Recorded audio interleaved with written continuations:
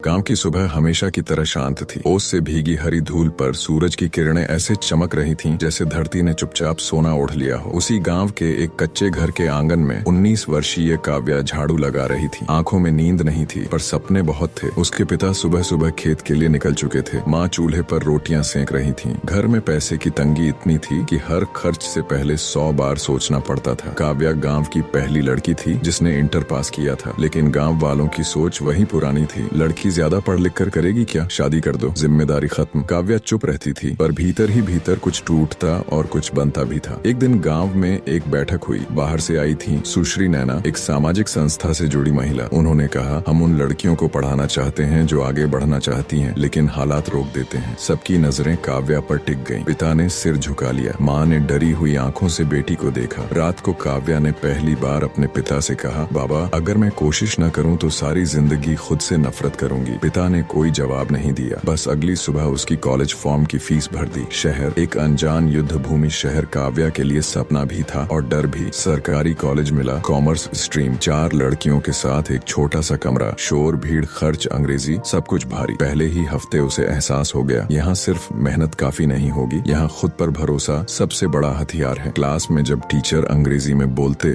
तो काव्या के हाथ ठंडे पड़ जाते। कुछ छात्र फुसफुसाते, गांव से आई है, टिक नहीं पाएगी। अंधेरे में छोटी रोशनी। उसी कॉलेज में उसकी मुलाकात हुई समीर से। समीर ज्यादा बात नहीं करता था, लेकिन जब उसने काव्या की कॉपी देखी तो बोला, अगर चाहो मैं नोट्स समझा सकता हूँ। इसी बीच सुश्री नैना ने उसे पास की कॉलोनी में बच्चों को पढ़ाने की ट्यूशन दिलवाई। थोड़ा पैसा आने लगा पर पढ़ाई और काम का बोझ बढ़ता गया। रातें छोटी होती गईं, आंखों के नीचे काले घेरे। फोन पर माँ की आवाज, थक तो नहीं गई? और काव्या हर बार झूठ बोलती, सब ठीक है। सस्पेंस की शुरुआत। सेमेस्टर का रिजल्ट पास फेल पर नहीं, स्कॉलरशिप पर टिका था। अगर स्कॉलरशिप नहीं मिली तो उसे गांव लौटना था। फाइनल एग्जाम से पहले एक पेपर, फाइनेंशियल मैनेजमेंट, इतना कठिन कि अच्छे अच्छे छात्र घबरा गए। उस दिन काव्या एग्जाम हॉल से निकलते ही रो पड़ी। उसे लगा यहीं खत्म हो गया सब। निर्णायक रात, रिजल्ट आने में 20 दिन थे। काव्या ने खुद से एक वादा किया, जो होगा देखा जाएगा, लेकिन हार मानकर नहीं। वह हर रात लैपटॉप, पुराने नोट्स, यूट्यूब लेक्चर, सबके साथ बैठी रहती। कभी आंखें जलती, कभी सिर घूमता। एक रात बिजली चली गई, कमरे में अंधेरा। मोबाइल की टॉर्च में पढ़ते हुए उसने खुद से कहा, अगर आज रुक गई तो जिंदगी भर रुक जाऊंगी। रिजल्ट का दिन, सस्पेंस चरम पर। कॉलेज की नोटिस बोर्ड के सामने भीड़ थी। काव्या का दिल इतनी तेज धड़क रहा था कि नाम देख पाने की हिम्मत नहीं हो रही थी। समीर ने चुपचाप कहा, तीसरी लाइन देखो। काव्या ने आंखें बंद की, फिर खोली। उसका नाम था, पूरा कॉलेज, तीसरा स्थान, स्कॉलरशिप स्वीकृत। लेकिन कहानी यहीं खत्म नहीं हुई। असली परीक्षा अब भी बाकी थी। काव्या ने तय किया, अब मैं सिर्फ खुद के लिए नहीं पढ़ूंगी। उसने MBA एग्री बिजनेस की तैयारी शुरू की। लोन लिया, नया शहर, नई प्रतिस्पर्धा। यहाँ सब तेज थे, आत्मविश्वासी थे। काव्या फिर डगमगाई, लेकिन इस बार उसने पीछे नहीं देखा। अंतिम मोड़, सस्पेंस का असली जवाब। MBA के आखिरी साल में एक प्रोजेक्ट दिया गया, ग्रामीण कृषि मॉडल। काव्या ने अपने गांव को चुना। बारिश आधारित खेती,